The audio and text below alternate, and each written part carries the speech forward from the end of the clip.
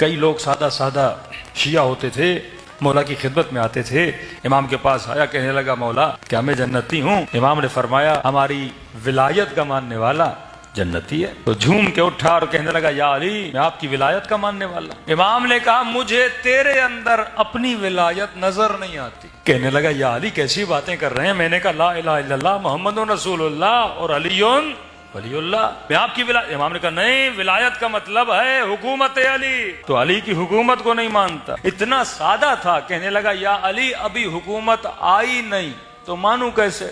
امام نے کہا جس حکومت کے آنے کا تو انتظار کر رہا ہے وہ حکومت علی کے نزدیک مچھر کے پر کے برابر بھی نہیں ہے۔ کہ یہ حکومتیں نمرود کو ملی، قارون کو ملی، فرعون کو ملی، ہم اس حکومت کی بات نہیں کر رہے۔ امام فرماتے ہیں ہماری حکومت ولایت والی حکومت ہے کہ اگر پانی پہ علی چلنا چاہے تو پانی پتھر بن جائے، اگر مردے کو ٹھوکر مارے تو مردہ زندہ ہو جائے، اگر محمد درخت کو بلانے کو بولے تو چل کے آ جائے، اگر انگلی سے چاند کو اشارہ کرے تو ٹکڑے میں بدل جائے، اگر سورج کو اشارہ کرے تو پلٹ کے آ جائے، اگر کنکر کو بولے تو محمد کے ہاتھوں پہ کلمہ پڑھنا شروع ہو جائے۔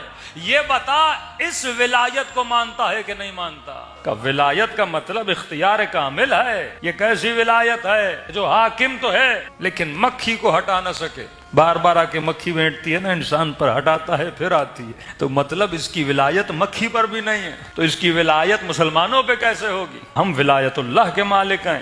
کنکر کو بولے تو کنکر نہ نہیں کہتا۔ حضرت سلیمان کی حکومت وہ ولایت الہی کی ہے، قرآن بیان کرتا ہے۔ ملکہ سبا کا تخت بلانا تھا، خبر منگوانی تھی، ایک پرندہ آتا ہے سلیمان سے باتیں کرتا ہے، جنات سے ان کا کلام ہوتا ہے، آنکھ جھپکنے سے پہلے تخت بلقیس کو لا دیتا ہے، ہواؤں میں پرواز کرتے ہیں۔ حضرت داؤد کی حکومت دیکھو، فرمایا ہم اس ولایت کے مالک ہیں۔ یہ ولایت نہیں جو تو سمجھ رہا ہے، یہ ولایت دنیا والے دے بھی سکتے ہیں، دنیا والے چھین بھی سکتے ہیں، لیکن جو ولایت خدا نے علی کو دی ہے دنیا کی کوئی طاقت علی سے چھین نہیں سکتی۔ ہم اس ولایت کے ماننے والے کا اس ولایت کو مانتا ہے کہ نہیں مانتا؟ کہ مولا مجھے نہیں پتا تھا، میں تو یہ سمجھ رہا تھا آپ کو حکومت ملے گی تب آپ حاکم بنیں گے۔ کہ ہم دنیا کی حکومتوں کے محتاج نہیں ہیں، ہمیں حکومت الہی ملی ہوئی ہے۔ اب دوسروں کو چھوڑ دے، یہ بتا تیرے اوپر علی کی ولایت ہے کہ نہیں ہے؟ کہ مولا میرے اوپر؟ کہاں؟ یہاں پہ امام فرماتے ہیں تزعم، کیا تو یہ سمجھتا ہے کہ تو ایک بہت چھوٹی چیز ہے؟ وفیک عالم الاکبر، جبکہ علی فرماتے ہیں تیرے اندر ایک بہت بڑی کائنات ہے۔ اب یہ بتا تیری کائنات کا مولا کون ہے؟ اصل حکومت قلب انسان پر ہے نا۔